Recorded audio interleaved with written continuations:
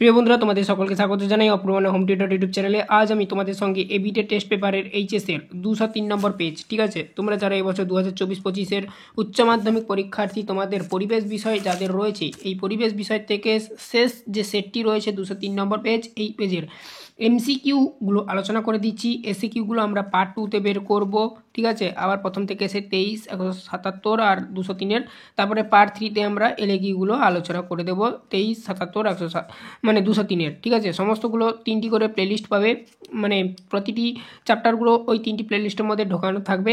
MCQ প্লেলিস্টের মধ্যে 3টি চ্যাপ্টারের এমসিকিউ, এসিকিউ প্লেলিস্টের মধ্যে 3টি চ্যাপ্টারের এসিকিউ, আর এলএকিউ প্লেলিস্টের মধ্যে 3টি চ্যাপ্টারের এলএকিউ। তো আজ আমরা এই 203 নম্বর পেজের এমসিকিউগুলো আলোচনা করে দিয়েছি। চ্যানেলে নতুন থাকলে সাবস্ক্রাইব করে নিও, বেল আইকন অপশানে সেভ রাখো। চলো শুরু করছি আজকের ক্লাস। তো দেখো এখানে ফার্স্ট প্রশ্ন কি বলা রয়েছে, দেখো জীববৈচিত্র্য ধ্বংস করার জন্য সবচেয়ে দায়ী। তো উত্তরটা যেটা লিখবে সবকটি, অর্থাৎ নগরায়ন, দূষণ, ঝুম চাষ। এখানে এই 3টি দেওয়া রয়েছে, আর লাস্ট অপশান সবকটি ছিল, তো সবকটি হবে। অপশান ডি হবে সঠিক উত্তর। 2 দাগের প্রশ্ন দেখো, নল সরোবর পাখিরালয় অবস্থিত। আরেকবার বলছি, নল সরোবর পাখিরালয় অবস্থিত। উত্তর হয়ে যাবে রাজস্থানে। তারপরে দেখো নেক্সট 3 দাগের প্রশ্ন, আসামে যে জাতীয় উদ্যানটি একশৃঙ্গ বিশিষ্ট গন্ডারের জন্য খ্যাত তা হলো, উত্তরটা হয়ে যাবে কাজিরাঙ্গা। তারপরে দেখো নেক্সট 4 দাগের প্রশ্ন, পৃথিবীর প্রথম জাতীয় উদ্যান হলো, উত্তর হয়ে যাবে yellow stone national park. Option A হবে সঠিক উত্তর, ঠিক আছে।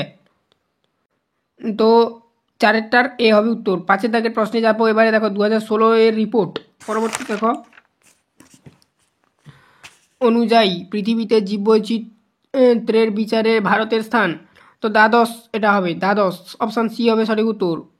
6 দেখো কি বলা রয়েছে প্রশ্ন, বিশ্বের এখনো পর্যন্ত চিহ্নিত জীব প্রজাতির সংখ্যা হলো 17,05,000, অর্থাৎ অপশান এ করবে তোমরা। তারপরে দেখো নেক্সট পরবর্তী প্রশ্ন, আর 7 দাগের প্রশ্ন 6 বার আর কি, বর্তমানে ভূতাত্ত্বিক যুগের নাম কি? উত্তরটা যেটা লিখবে সেটা হচ্ছে কি হলোসিন। এখানে দেয়া নেই, এখানে দেখো তোমাদের ছিল যেটা quaternary, tertiary, Jurassic, Cretaceous, option D আর কি শেষ অপশান ছিল।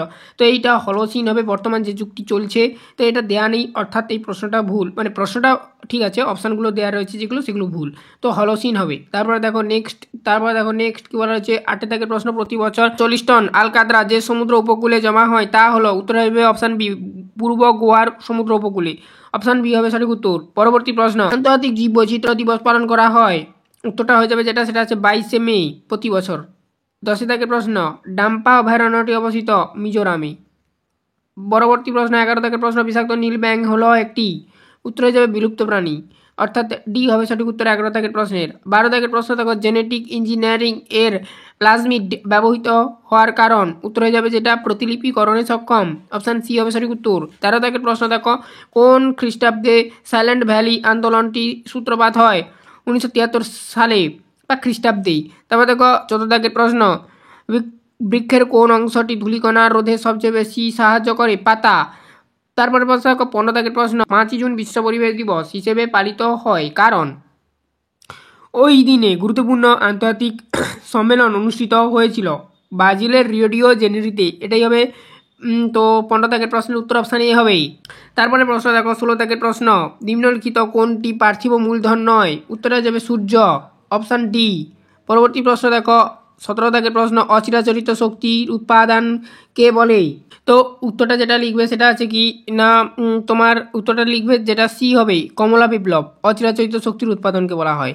তারপরে দেখো নেক্সট তোমাদের এখানে 18 দাগের প্রশ্ন, লাতিন আমেরিকার ভুট্টা ও আলুর সঙ্গে কি মানে কি চাষ করা হয়? ভুট্টার সঙ্গে চাষ করা হয়, এরকমই দেওয়া রয়েছে প্রশ্নটা। অপশান সি হবে বিন। তারপর দেখো পরবর্তী প্রশ্ন 21 দাগের প্রশ্ন, আচ্ছা তারপরে প্রশ্ন দেখো 19 দাগের প্রশ্ন, শ্রীলঙ্কার স্থানান্তর কৃষি কী নামে পরিচিত? উত্তর হয়ে যাবে চেনা নামে পরিচিত। 20 দাগের প্রশ্ন দেখো, নাইট্রোজেন বিপাকে সাহায্যকারী খনিজটি হলো MO, অর্থাৎ সি হবে সঠিক উত্তর 20 দাগের প্রশ্নের।